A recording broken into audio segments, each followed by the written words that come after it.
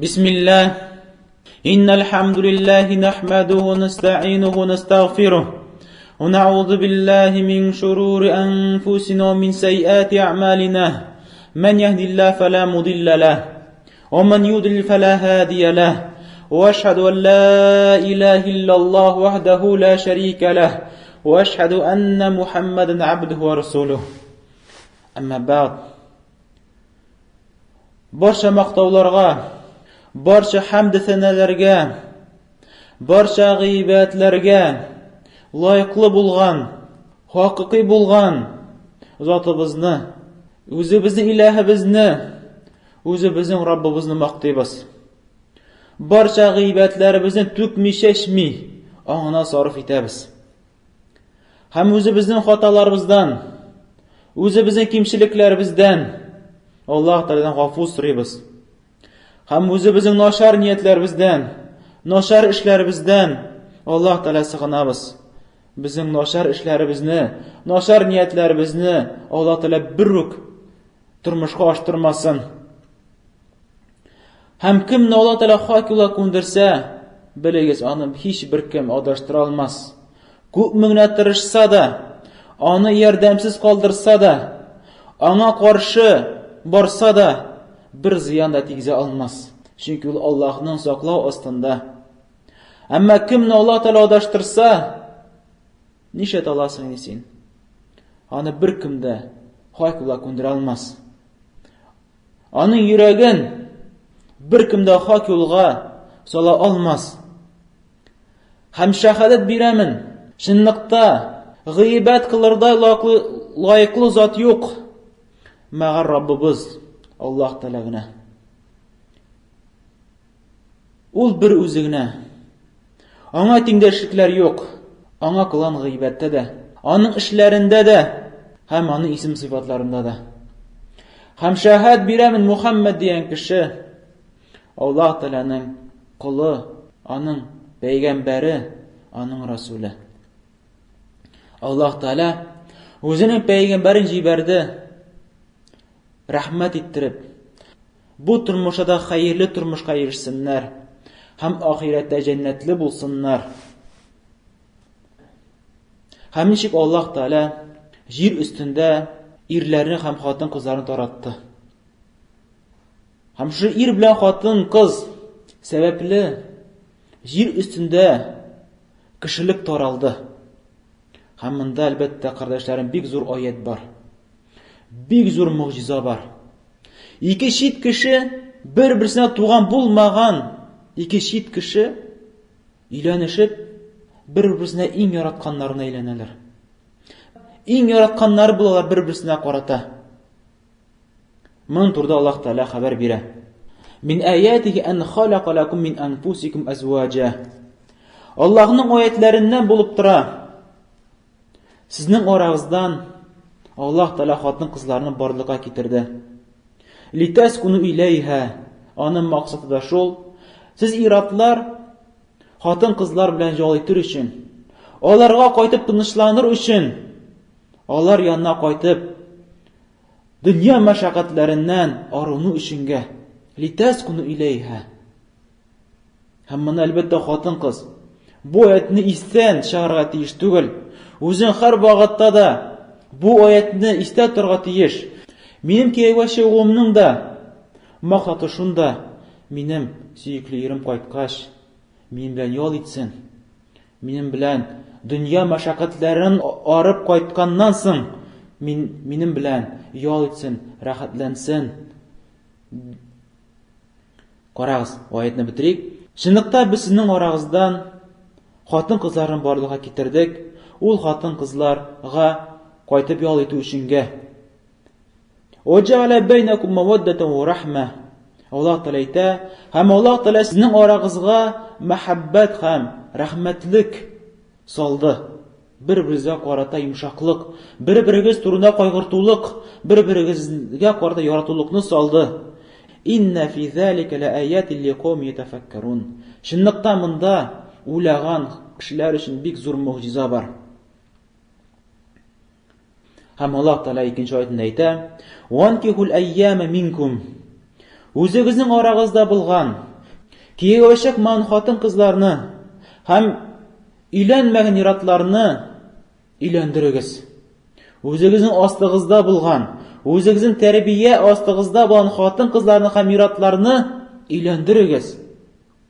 وَالصَّالِحِينَ مِنْ عِبَادِكُمْ وَإِمَائِكُمْ Һәм сезнең хезмәтчеләрдән, сезнең кулларыгыздан, кул хатын кызлар һәм кул иратлардан ның изгеләрен өйләндерегез. Ират кул булсынмы, хатын кыз кул булсынмы, сезгә яхшы хезмәт итүне шөкер йөзеннән аларны өйләндерегез. Якуну фуқара'a югнихумуллаху мин фадлih. Әгәр дә алар фақирләр булсалар, мискиннәр булсалар, Аллаһ Тәгалә үзенең рәхмәтеннән, Аллаһ Тәгалә үзенең рәхмәте белән аларны баетачак.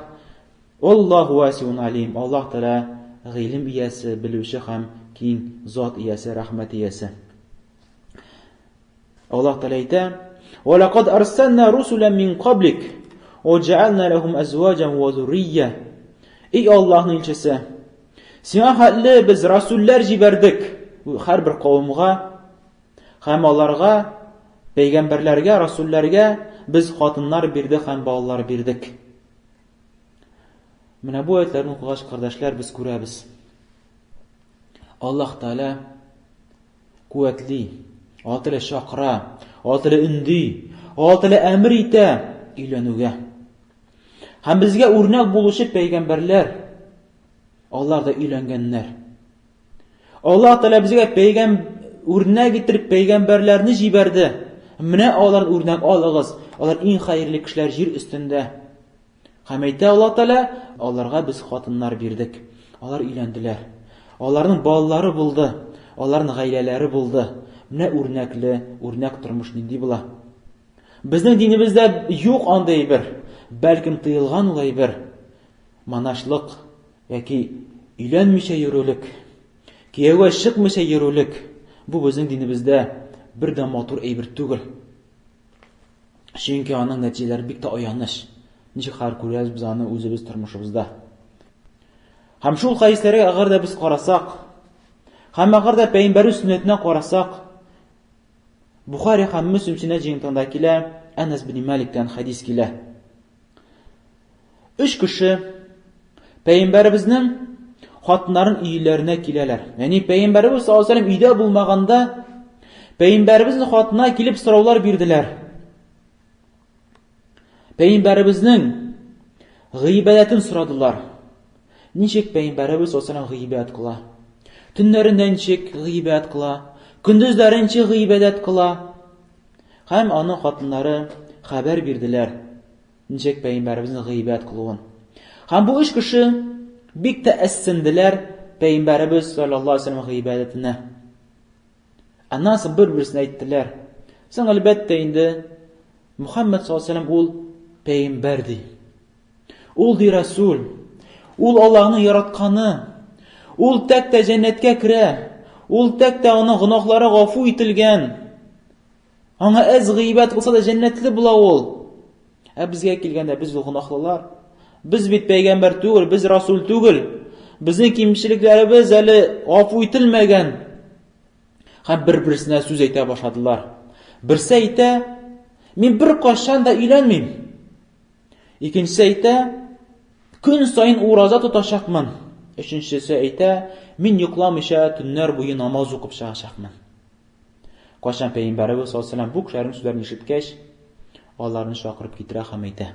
Әлбәттә бу хәдисне риваятләре күп. Шуның берсендә пәйгамбәребез саллаллаһу алейһи ва саллям аларга әйтә: "Сез әйттегезме менә шундый сүзләрне?" Аннан соң әйтә: "Әмма валлаһи инни ла ахшакум лиллаһ ва атқакум лах." Аллаһ белән ант итәмен. Мин сезгә караганда Аллаһ Тәгаләдән күбрәк куркамын. Аллаһ Тәгалә карата мин күбрәк тақвалыракмын сезгә караганда.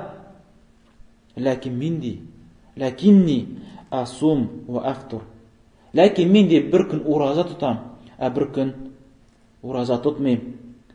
Төннең бер кисәгендә мин намаз укыймын, төннең бер кисәгендә мин йоклыймын.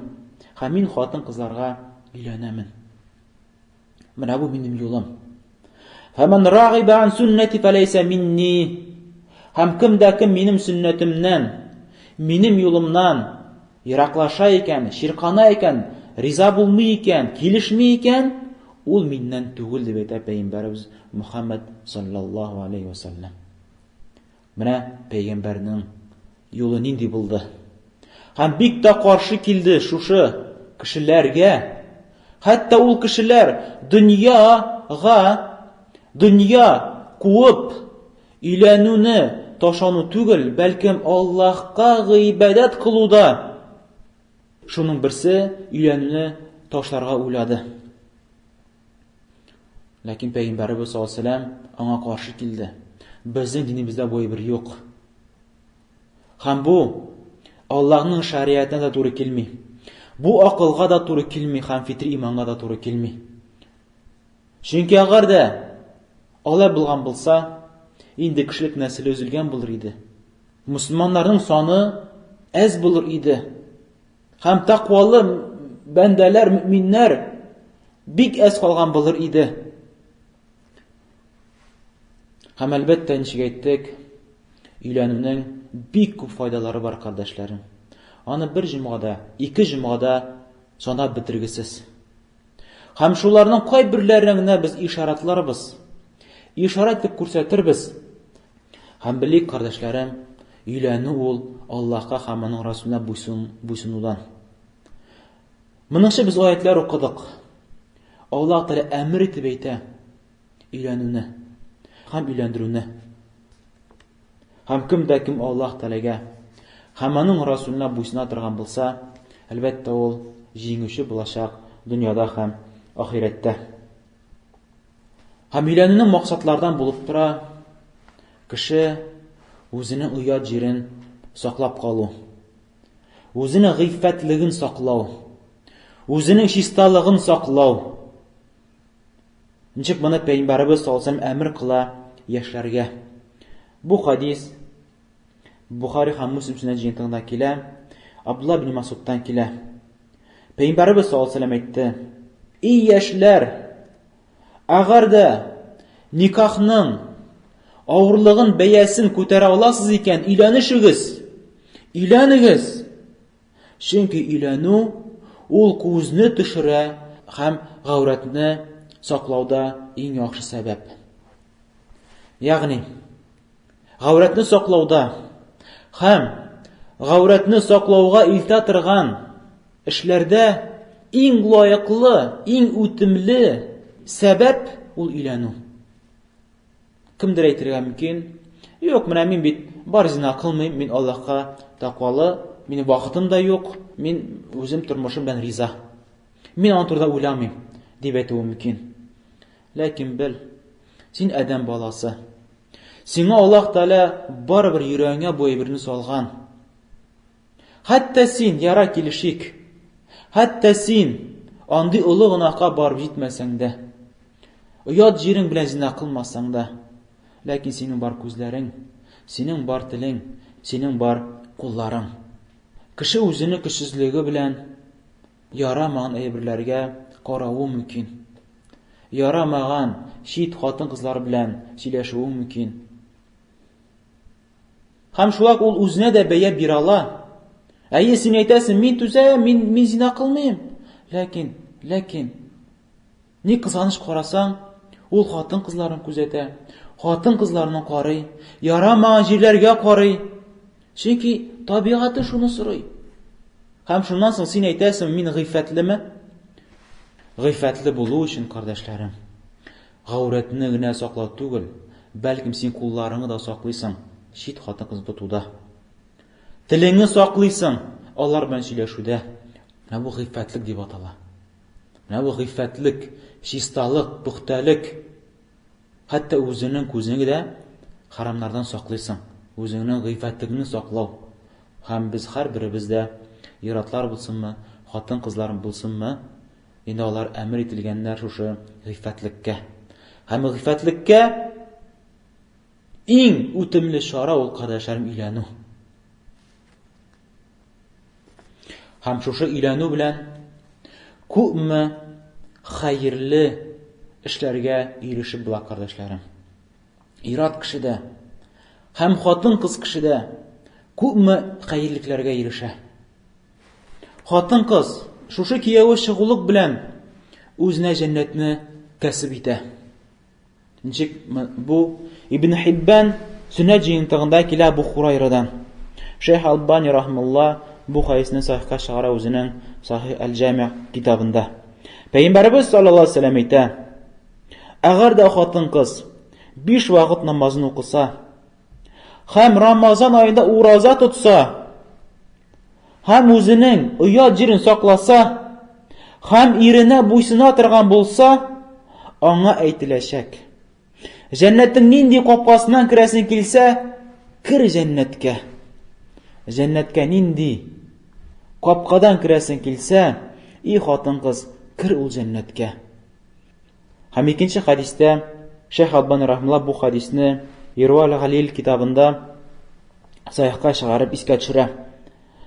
Пәйгамбәрбез саллаллаһу алейһи ва саллямга сорау бирделәр: "Иң хәерле хатын-кыз нинди?" Һәм шуннан соң Пәйгамбәрбез саллаллаһу алейһи ва саллям әйтә: "Әгәр дә аның ире аңа караса, ягъни үзенең хатынына караса, иренә шатлык керә, шатланып китә үзенең хатынына карап. Машалла, кара инде тақвалы, машалла, кара Аллаһка буйсынучан, машалла, кара инде үз кыяфәте, машалла, машалла" дип эченнән шатлана.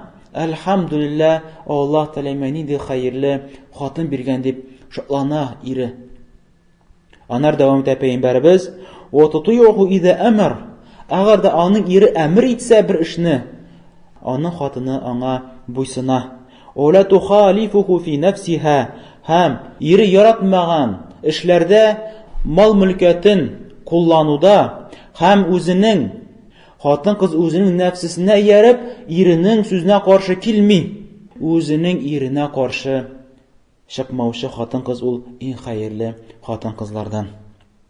Хатын-кыз үзенең нәфсесенә ияреп, иренең сүзенә каршы килми. Менә бу инде, кардәшләрем, мөслимә хатын-кызның аермасы башка хатын-кызлардан. Менә шушының белән инде хатын-кызның дәрәҗәсе үсә дә инде диндә. Һәм бер дә уйларга кирәк түгел.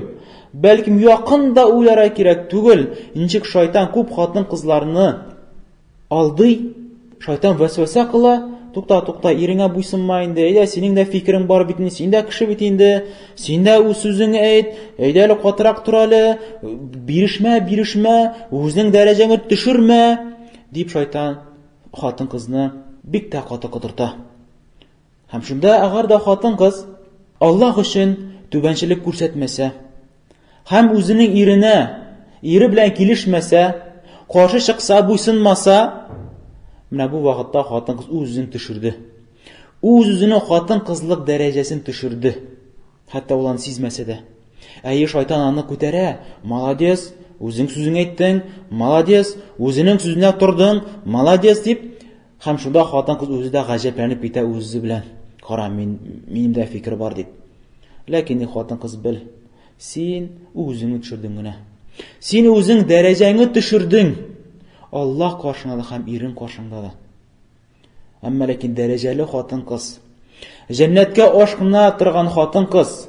Һәм бу хадистә без күрәбез, хатын-кызларның иң хәерлесе шул, әгәр дә ире әмр итсә, хәтта үзенең нәфсесенә туры килмәсә дә ул хатын-кызның иренең әмре иренә буйсына, иренә каршы килми. Ни өчен эшлисең моны, хатын-кыз? Ни өчен соң иренә буйсынасың ул шугатлы? Чөнки ул җәннәткә өметләнә. Чөнки ул иң хәерле хатын-кызлардан буласы килә. Чөнки ул мөэминә. Чөнки ул Аллаһтан курка. Аллаһка буйсынлык белән иренә буйсына. Бу хатын-кызның гыйбадәте. Шушының белән инде ул җәннәтне өмет итә. Шушының белән инде бу хатын-кыз җәннәткә керә. Аннан соң та бер хадистә килә, бу хадисне Әхмәд һәм Әл-Хаким үзенең Сүннәт җыентыкларында китерәләр. Бу хадисне тапшыра Әл-Хусейн бин Михсан. Бу хадисне Шейх Албани рахмулла Таргиб ва Тархиб китабында сахихка чыгарып китерә. Бер вакытны Пәйгамбәрбез саллаллаһу алейһи ва саллямга аның апасы килә, тетясы килә. ниндер хаҗәтләре белән. Һәм бу хаҗәтләрне Пәйгамбәрбез саллаллаһу алейһи белән үтә бетергәч, Пәйгамбәрбез саллаллаһу алейһи аннан сорау сорый. Син кияүдәме дип. Һәм бу хатын кыз әйтә, әйе, мин кияүдә. Аннан Пәйгамбәрбез саллаллаһу алейһи сорый. Һәм ничек син үзеңнең иреңә карыйсың? Ягъни нинди муамәлә син һәм синең ирең арасында? Аннан бу хатын кыз әйтә, күпме минем көчем җитә, мин аның хакларын үтим ди. Ягъни аның хакына мин кимчелек китермим ди. Аннан Пәйгамбәрбез саллаллаһу алейһи әйтә, фанзури, белеп тор ди. Белеп тор шушы әйберне. Син нинди дәрәҗәдә иреңә карата? Фанзури әйнә анта минху. Үзеңнең дәрәҗәңә кара һәр вакытта аның каршында. Ягъни син нинди урында аңа карата? Фа иннама хуа джаннатука ва нарук. Һәм бел, ул синең ирең, яки син җәннәтең булачак, яки ул синең утың булачак. Яки ул синең җәннәтең булачак, яки иреңә буйсыну сәбәпле син үзеңә җәннәтне хасил итәсең. Син инде җәннәткә керә торган сәбәпләрне эшләгән буласың. Әмма иреңнең хакларын үтәмәсәң, аңа буйсынмасаң, инде син үзеңә җәһәннәмгә керә торган сәбәпләрне үти торган буласың. Ничек мондый мәгънәдә Бухари һәм башка сүннәт җыентыкларында килә. Бу хадисне әлбәттә төрле риваятлар белән килә. Һәм бу хадисне бик күп сахабидан килә. Ибн Аббастан, Абу Саид аль-Худридан, Усам ибн Зайдтан. Пәйгамбәрбез саллаллаһу алейһи ва саллям әйтә: "Миңа җәһәннәм күрсәтелде. Һәм җәһәннәмнең әһелләренең күбесе хатын-кызлар иде. Хатын-кызлар һәм байлар иде" дип әйтә Пәйгамбәрбез саллаллаһу алейһи ва саллям. Хатын-кызлар бик гаҗәпләнделәр. Сорадылар: "Я Расулаллаһ, ни өчен хатын-кызның күбесе җәһәннәмдә? Аллаһка күфрлек китерәләрмени? Динсез шулай калалармыни алар?" Пәйгамбәрбез саллаллаһу алейһи әйтә: "Аларның кирүләренең сәбәпләре ирләренә күфрлек китерәләр." Ирләренә күфрлек китерү, ире хатын-кызны киендерә, ашата, эшертә, үзенең өендә яшәтә. Һәм башка бик күп хәерлекләр белән ниъмәтләндерә. Һәм хатын-кызга әгәр дә ир кешенең ниндер сыйфатлары ошамаса, ул иренә әйтә: "Ирем, мин синнән бер хәерлек тә күрмәдем. Мин синнән бер яхшы әйбер күрмәдем, гомер буе яшәп, синнән бер яхшы әйбер күрмәдем" дип әйтә. Менә бу инде күфрлек китерү була иратка карата. Һәм шушының сәбәпле җәһәннәмнең әһелләре күбесе хатын-кызлардан булуы шушы сәбәптән. Әлбәттә бу хадис һәрбер мөэмин хатын-кызны куркытырга тиеш. Һәрбер мөэмин хатын-кызны куркып һәм аңа якын да килергә тиеш түгел. Һәм белергә тиеш, үзенә сеңдергә тиеш: "Минем җәннәтем менә минем каршымда. Ул минем ирем." Һәм әгәр дә син аңа хезмәт итсәң, синең хезмәтең, иреңә карата булган хезмәтең, тырышуың, бел, ул Аллаһка гыйбадәт кылуың. Ул Аллаһка гыйбадәт кылулардан, ул сиңа Аллаһка якын айта торган изге гамәлләрдән. Һәм бел, хатын-кыз, синең иреңнең хакы шул хәле зур. Хәтта сине тәрбияләп бәләкәйдән үстергән ата-аналардан да аның хакы зуррак. Әйе, син кияүгә чыкканчы, син әтиеңдә тәрбияләндең. Әтиеңнең тәрбия астында булдың. Әйе, менә шушы вакытта синең өстеңдә иң зур хаклар әтиеңнең хакы.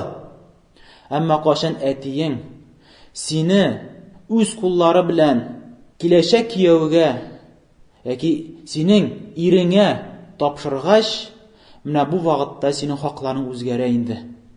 Бу вакытта иң олы хак синең өстеңдә ул ир хакы була. Һәм әгәр дә каршы килә икән ир хакы белән ата-ана хакы, әлбәттә акыллы мөэминә, акыллы һәм динле, иманлы хатын-кыз мөэминә, хатын-кыз әлбәттә ират хакын сайлап ала. Ничек моңа безнең шариатыбыз күрсәтә, һәм ничек имамнарыбыз, галимнәр моның турында хәбәр бирә. Ничек Әл-Мугнидә ибн Кудама хәбәр бирә, Имам Әхмәдтән риваят: кашан Имам Ахмедтан сорадылар сорау. Әгәр дә бер хатын кызның әнисе ширләсә, нинди сорау бирә, күрәсезме? Беренчедән иң якын кешесе әнисе. Бәлкем әнисе нинди хәлдә? Ширле хәлдә, авыр хәлдә. Һәм әйтә, менә бу вакытта хатын кыз нишәсен? Һәм Имам Ахмед рахималла җавап кайтара, үзенең иренә буйсыну ваҗиплерәк, хаклырак. Ул әнисен зиярат итә ала, әнисенең хәлен белергә бара ала, үзенең иренең рөхсәтеннән соң. Үзенең иренең рөхсәтеннән соңына ул бара ала, үзенең әнисен күрүдә. Әлбәттә, кардәшләрем, бу минем сүзем түгел. Бу имамның сүзе. Әгәр дә сез, хатын кызлар, бу фәтва белән килешеп бетә алмыйсыз икән, яки аңлап бетерә алмыйсыз икән аның мәгънәсен, җаваплылыгын, монда инде беркемне гаепләп булмый, мәгәр үзегезнең гыйлемсезлегегезне һәм шәригатьне аңламаулык белән генә. Моны ни өчен мин сөйлим? Чөнки ни кызганыч һәм кызганыч өстенә кызганыч, безнең мөслимә хатын кызларыбыз ничек тәэсирләнә әти-әнисенең сүзенә һәм иренә буйсынмый башлый. Бәлкем шундый дәрәҗәгә барып җитәләр, хәтта иренең өеннән дә чыгып китәләр һәм кайтып та китәләр үзенең әти-әнисенә. Нәрсә син, ничек син Аллаһның ризалыгын алмакчы буласың шушындый эшең белән? Шуңа да мөслимә бик тә акыллы бул инде. Үзеңнең һәрбер эшеңне шамалап эшлә. Аллаһның юлыннан бүрек тайпылма. Һәм бу безнең динебезнең матурлыгыннан, бу безнең шәригатебезнең хикмәтлегеннән. Һәм хатын кыз, мөслимә хатын кыз, бер вакытыңны әрәм-шәрәм итмә. Файдасыз булган эшләргә, файдасыз булган әйберләргә мөрәҗәгать итеп үзеңне шундый хәерле тормыштан, кияүгә чыгу тормыштан, яраткан хатын булудан һәм кадерле әни тормышыннан мәхрүм итмә үзеңне. Ни өчен әйтәм? Чөнки кайбер хатын кызлар кияүгә чыкмыйлар, алар юк әле, башта укыйм әле. Институт артынан институт укый битерим әле. Юк, әйдә башта эшкә урнашыйм әле. Башта эш белән акча җыйм әле үземә. Үземә киләчәкне төзим әле, үземә эшләр ясыйм әле, үземә бизнес асып җибәрим әле, хәтта анасын ирдән җалынып тормаска, ирдән нәрсәдер сорамаска. Я шундый фикердә мөслимә хатын кызлар бар. Тәмам, кафир хатын кызларын үрнәк алалар. Бу юл әлбәттә мөслимә хатын кыз юлы түгел. Мөслимә хатын кыз үзенең вакытларын үдеп китә торган дөньяга әрәм-шәрәм итми. Ул кияүгә чыгып, әзер саваплар җыярга ашкына. Һәм аның киләчәге шушы кияүдә булулык. Аның әҗер савабы, аның хәерлеге аның үз өендә. Аның хәерлеге бала тәрбияләүдә. Аның хәерлеге иренә буйсынуда. Менә синең хәерле тормышың кайда? Менә синең Аллаһ каршында күтәрә торган тормышың кайда? Һәм әлбәттә кияүгә чыгулык ул яшь кызларына түгел, хәтта олы яшьтәге булган хатын кызлар сезгә дә кагыла. Хәтта бала табырлык хәлдә булмасагыз да, хәтта ир кешенең назына мохтаҗ булмасагыз да, бар кияүгә чыгыз, хәтта шушындый әҗер савапларга ирешү өчен. Хәтта җәннәткә керә торган ишекләрдән мәхрүм калмас өчен үзегезнең калган тормышыгызны әрәм-шәрәм итүдән сакланыгыз. Һәм әлбәттә монда бик тә зур җаваплылык хатын кызларның вәлиләренә. Хатын кыз өстендәге булган, аны тәрбияләп торучы әтисенә бик зур җаваплылык. Һәм бер үк кызның әтисе үзеңнең кызыңны кияүгә биргәндә тақвалы, гыйлемле, Аллаһтан курка торган, Пәйгамбәрбез саллаллаһу алейһи ва саллям сүннәтенә иярүче мөселман кешегә тапшыр үзеңнең кызыңны. Бу синең өстеңдә булган соңгы әманәт. Ул әманәтне Алла каршында хәерле рәвештә үтә. Чөнки син кемгә бирәсең кызыңны, кызың шундый хәлдә булачак. Әгәр динсез кешегә бирсәң, Алла сакласын, кызыңны динсезгә әйләндерә. Әгәр бидгатчы, бозылып беткән, сөннәтне сөйми торган, яратмый торган кешегә бирсәң, кызың да шул хәлгә әйләнеп бетәчәк. Һәм бер үк байлыкка кызыгып, динне төшереп калдырма. Тәкъвалыкны төшереп калдырма. Һәм Пәйгамбәребезнең сөннәтне иярүлекне төшереп калдырма. Һәм әгәр дә кызыңның ире тәкъвалы булса, гыйлемле булса, ул күпкә мәртәбә катырак борчыла синең кызың турында иманы түбән булышы бай мусламан кардәшкә караганда. Чөнки ирләр үзләренең хатыннарына караганда Аллаһтан куркулык белән карыйлар. Инче хатын-кызлар ирләренә Аллаһтан куркулык белән буйсыналар, иратлар да Аллаһтан куркулык белән үзләренең хатыннарына шундый муамәлә кылалар. И кызның әтисе, эзлән үзең. Көтеп торма кашан синең кызыңа киләчәкләр җегетләр. Көтеп торма кашан кызымны алырлар микән, кашан кызымның кулын сорарлар микән дип. Сәләфләрнең юллары безгә үрнәк булучы сахабаларның, табигънарның юлларын әгәр дә без карасак, әтиләре күбрәк алар ашкыналар иде үзләре яхшы кияүне табуда. Алар үзләре эзлиләр иде, кайда яхшы кияү бар, кайда яхшы егет бар, кайда иманлы, тәкъвалы. Берсә синең кызың каян белсен, нинди егет анда тәкъвалы һәм иманлы, нинди ул тормыш белән яши, күпмәне гыйлеме бар, мисны ират белә бу мәсьәләләрне. Бу мәсьәләләрне үзеңнең кызыңа гына калдырма, һәм көтеп торма, кашан килерләр микән, һәм кашан миңа кызым әйтер микән, менә бу егеткә өйләнәс кияүгә чыгасы килә дип. Бәлкем син үзең күбрәк мохтаҗрак бу мәсьәләдә. Ир-егет мохтаҗлыкка караганда.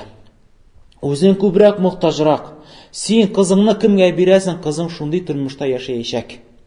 Пәйгамбәрбез саллаллаһу алейһи ва сәллям әйтә, Бухари һәм Муслим сөннәтендә җыентыгында килә, Абу Хурайрадан, хатын кызга өйләнелә 4 сәбәп белән.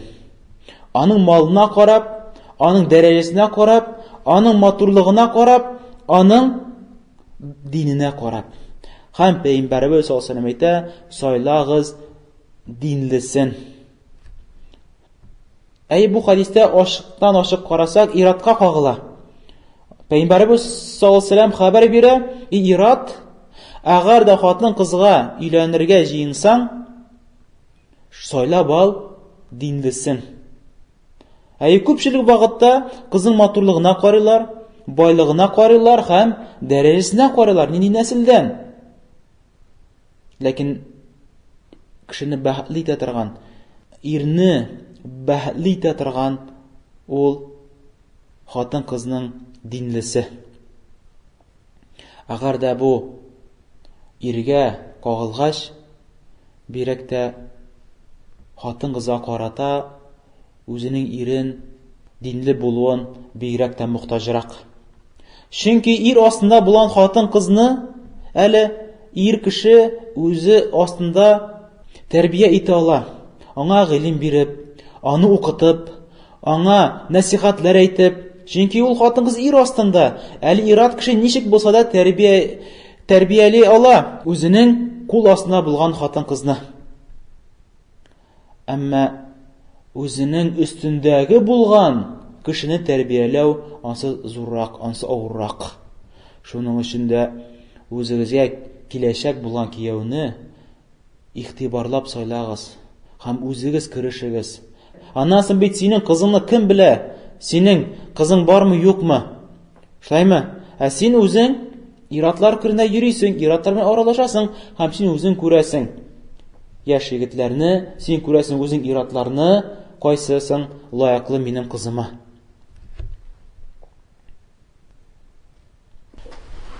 Elhamdülillahi Rabbil alemin. Ve la akibetul muttaqin ve la udun illa ala zalimin. Ve sallallahu ala nebiyina Muhammedin ve ala alihi ve sahbihi ecmaîn. Elbette kardeşlerim, nikahının faydası bik zor. Anın üstünlüğü bik zor.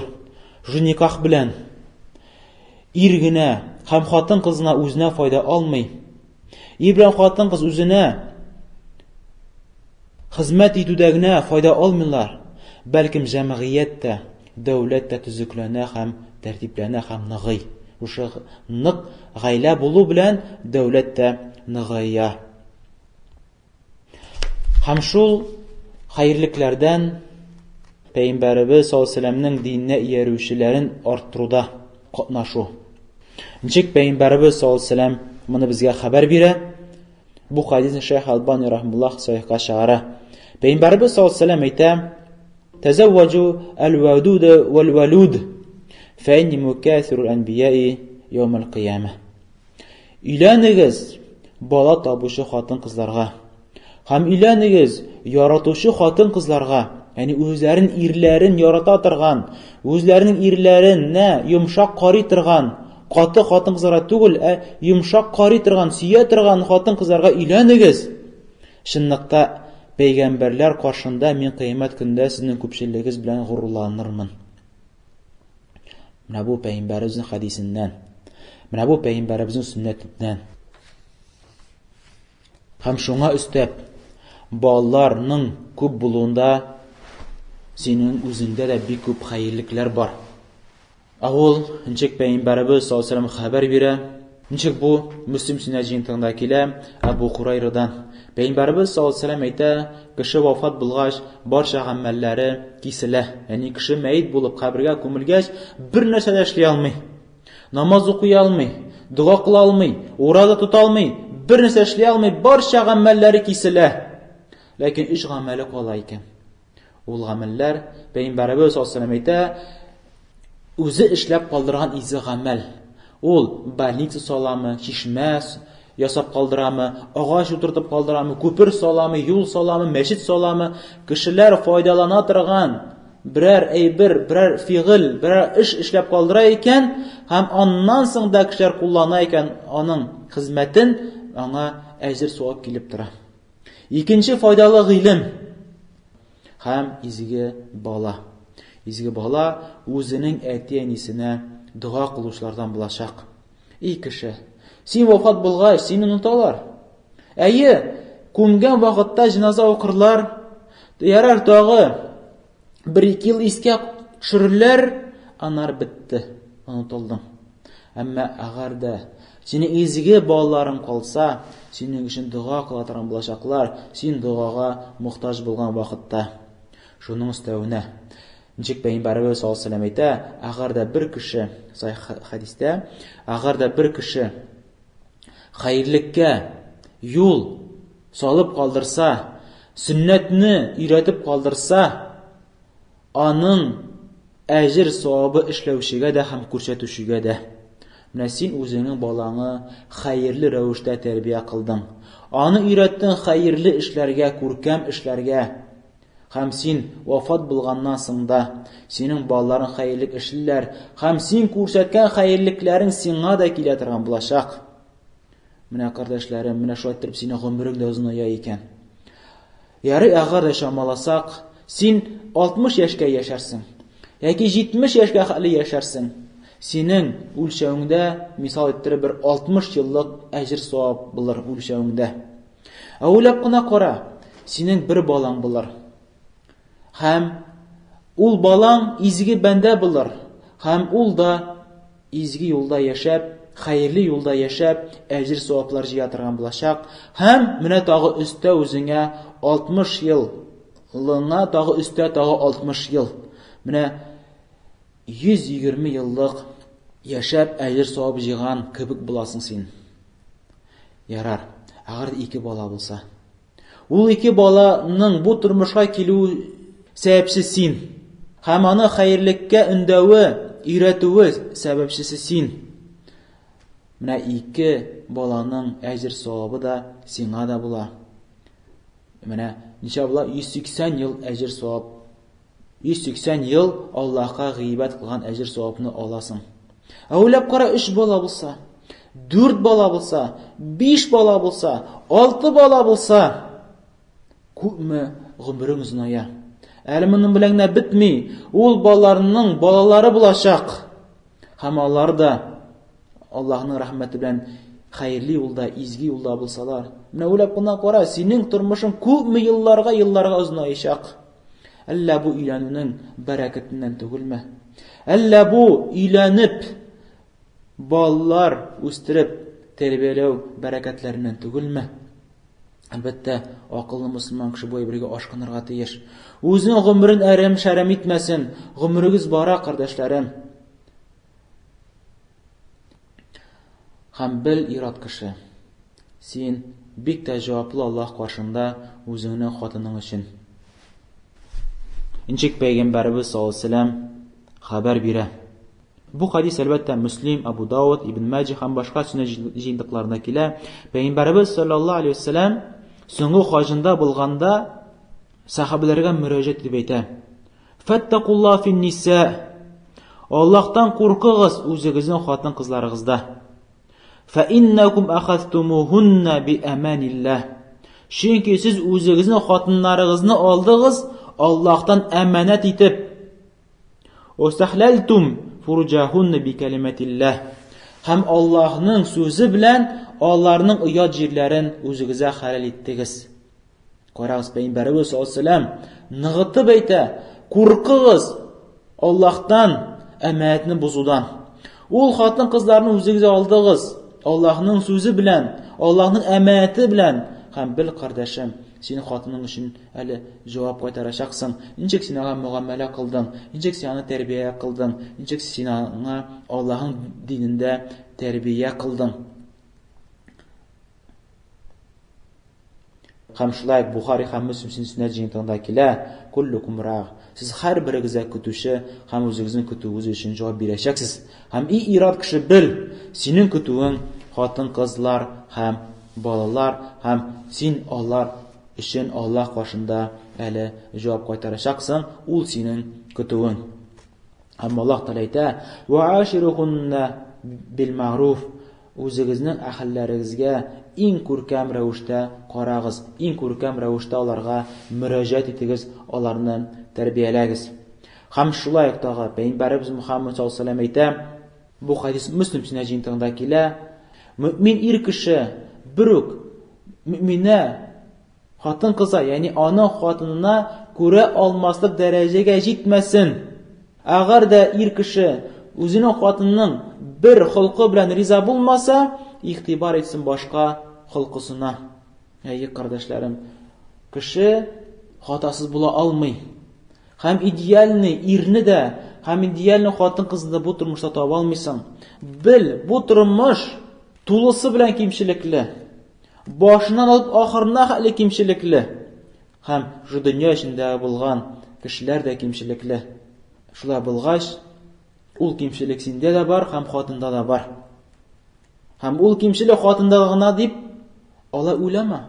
Аның кимчелегенә карап, аны күрә алмаслык дәрәҗәгә җитмә. Бәлкем икенче матур сыйфатларына кара үзенең хатынның. Һәм шунда син шатланырсың, һәм шунда син үзеңне ачуыңны бастырырсың.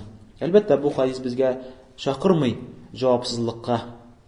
Бу шакырмый син хатын-кызны иректә калдыруда, ягъни игътибар итмәүлектә.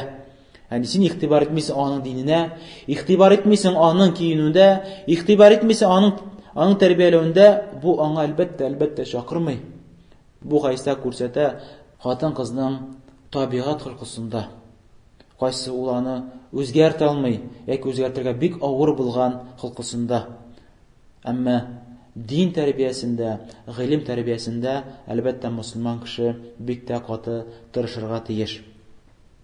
Һәм и кардәшем, бел, син җаваплы өйләнүдә генә түгел, һәм хатын белән яшәүдә генә түгел, бәлкем әгәр дә эшләр шушындый дәрәҗәгә барып җиткән булса, аерылышуга барып җиткән булса, бу вакытта да син Аллаһ каршында җаваплы. Моны унутма. Кайбер иратлар унутып җибәрә. Мин җаваплы менә өйләнгәндә генә. Аерылганда, әйдә, чыгарып җибәрәм, бар. 4 пишмак сиңа. Кая барасың килсә, шунда бар. Һәм шайтырып чыгарып җибәрә иннән. Әлбәттә, бу бер дә лайыклы түгел мөмин, мусламан кешегә. Карагыз, Аллаһ Тәгалә әйтә: "Файда баллагна аҗалахунна фамсикухунна бимаруф ау фарикухунна бимаруф." Әгәр дә аларның вакытлары килеп җитсә, ягъни кашан кеше, мусламан кеше үзенең хатынын аергач, аның гыйддә көннәре бар. Аның гыйддә көннәре бар. Шушы гыйддә көннәрендә ул хатын-кыз башга киевә чыга алмый.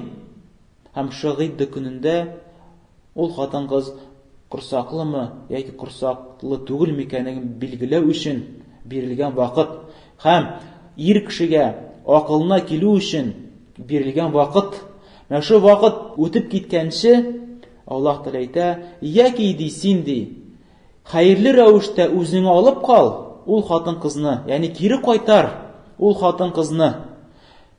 Хәерле рәвештә, зомлык китермичә, ни кызганыч кайбер мусламан кардәшләр, Аллаһ Тәгалә гафу кылсын аларны. Алар үзләренең хатыннарын ни җибәрмиләр, ни яшәмиләр дә. Ягъни рәхәт күрмәсен әле. Менә кияүгә чыкмасын әле. Менә шулай акылына утырсын әле. Менә шуны ният белән шушайтырып уйный. Әлбәттә, бу ярамый, кардәшем.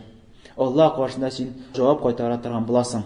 Әгәр дә ул хатыныңны кайтарырга теләсәң, аның белән киридән яшәргә теләсәң, хәерлек белән, изге ният белән син аны кайтар.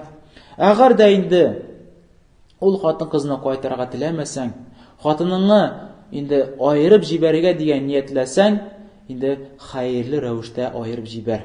Иң матур рәвештә аерып җибәр. Ничек син матур рәвештә аның әтисеннән алып киттең, мәшәттиреп матур рәвештә илтеп куй үзеңнең хатыныңа, матур рәвештә кайтар үзенең әтисенә. Һәм билик, хатын-кызның хаклары да бар, кардәшләрем. Һәм әгәр дә хатын-кыз яши алмый икән үзенең ире белән, мондый хәлләр бар. Мондый хәлләр була һәм булачак та, һәм булды да. Пәйгамбәребез заманында да шундый хәлләр булды. Бер вакытны Пәйгамбәребез саллаллаһу алейһи ва сәлләмгә Сәбд ибн Кайс дигән сахабиның хатыны килә. Һәм әйтә: "Я Расулуллаһ, и Аллаһның илчесе, Сәбд ибн Кайс, аның дине дә яхшы, аның әхлагы да яхшы, аның әдәбе дә яхшы. Ягъни миңа карата ул дип бер начарлык эшләмәде миңа. Аның әдәбе дә, әхлагы да яхшы. Аның дине дә яхшы, динне дә бик яхшы тота. Ләкин мин аны күрә алмыйм ди. Мин аны белән яши алмыйм ди. Чөнки ул ничек риваятләрдә килә, әлбәттә бу хәдискә риваятләр күп. Әйтә ул дәмим, ягъни ямсыз. Күрә алмыйм ди. Бу әйттеләр, моның риваятләре күп, хәтта бер хәдистә килә, мин ди чүт-чүт кенә үземне тотып калам ди. Ягъни әгәр дә мин Аллаһтан курыкмасам ди, әгәр дә мен тақвалык булмаган булса ди, мен битенә төкерерим ди. Һәм мин куркамын ислам диндә күфрлек китерүне. И Расулулла, аер безне дип әйтә. Кара, сахаби хатын-кызлар нәрсәдән курыкканнар? Курыкканнар ислам диненә күфрлек китерермен дип курка һәм әйтә: "Я Расул, аер безне, аер. Мин куркам күфрлек китерүне ислам динендә." Яни, әлбәттә бу күфрлек китерү ислам динендә аңлатмалар күп. Шуның берсе: мин куркам ир хакын үтәмәсмен дип. Мин куркам иремә авыр сүз әйтермен дип. Аңа начарлык эшләрмен дип куркамын. Күфрлек китермен дә җәһәннәмле булырмын дип куркам, я Расулулла, аер безне дип. Һәм Пәйгамбәрбез саллаллаһу алейһи ва сәлләм әйтә бу хатын-кызга: "Син ди мәхреңне кайтарасыңмы ди? Ягъни сиңа бирелгән бакча мәхреңне иреңә кайтарырга ризамы?" Шуңа хатын-кыз әйтә: "Әйе, ди." Шуңа Пәйгамбәрбез саллаллаһу алейһи ва сәлләм Сәбит ибн Кайска аның иренә әйтә: "Кабул ит аның бакчасын, ягъни аның мәхрен кире ал һәм аерып җибәр үзенең хатынына." Карагыз, сөйкле Пәйгамбәребезнең нинди әдәпле, нинди әхлаклы әдәбен карагыз әле. Бер дә әйтмәде хатын-кызга: "Син нишлисең? Аллаһтан курык. Ничек син сорыйсың талакны?" Һәм башка шундый сүзләр белән битәрләмәде хатын-кызны. Бәлкем аны хәленә керә. Чөнки бәхетле булу ул аңа хатын кызында хакы бар. Әгәр дә яши алмый икән, әгәр дә күрә алмый икән, һәм шундый дәрәҗәгә җиткән икән, әлбәттә анда галимнәр санап китергәннәр кайсы вакытта сәбәп була ала, рөхсәт була хатын кызга талак сорау. Чөнки безнең бит бар хадисебез, ничек Шәйх Албани рахмалла аны сахихка чыгара, ул Тирмизи сүннәтендә килә, һәм башка сүннәтләрдә килә. Пәйгамбәрбез саллаллаһу алейһи ва сәллям әйтә, әгәр дә хатын кыз бернинди сәбәпсез үзенең иреннән талак сорый икән, бернинди сәбәпсез үзенең иреннән талак сорый икән, җәннәтнең исен дә сизмәс. Шәбаш монда сәбәп. Һәм монда сәбәп нәрсәләр керәсен бу сәбәпкә? Һәм шул бер сәбәпләрнең берсе ул рөхсәт ителгән сәбәп күрә алмаулык, ягъни әгәр яши алмый ире белән. Һәм ул курка, ире хакын үтәмәсме дип курка. Шуңа булгач, безнең мөэминнәр, хатын-кызларыбыз, аларның да хаклары бар. Бәхетле тормышка, һәм алар кул түгелләр. Һәм алар хезмәтче дә түгел. Алар шәхси дәрәҗәле булган хатын-кызлар, һәм бу мәсьәләдә шулай игътибарлы булырга кирәк. Һәм инде Аллаһ Тәгаләдән сорыйбыз. Аллаһ Тәгалә безгә хәерле парлар бирсен. Аллаһ Тәгалә безгә хәерле нәселләр бирсен. Аллаһ Тәгалә инде безне хәерле юлда яшәтсен, хәерле тормышта яшәтсен. Инде Аллаһ Тәгалә безне бәхетләрдән кылсын. Әгәр дә Аллаһ Тәгалә безне бәхетсезләрдән язган булса, аны сызып безне бәхетләрдән кылсын. Аллаһ Тәгалә безгә файдалы гыйлем бирсен. Аллаһ Тәгалә безнең кимчелекләребезне гафу кылсын. Һәм безнең дуага мохтаҗ булган мөслимә кардәшләрнең кимчелекләрен, гөнаһларын гафу итсен. Һәм җәннәтләрдә очрашырга Аллаһ Тәгалә безгә насыйп әйләсен, алар белән бергә. Раббана атина фид дунья хасана ва фил ахирати хасана ва қина азабан нар. Ғуфраника Раббана ва илайкал масир ва aqimiss салаа.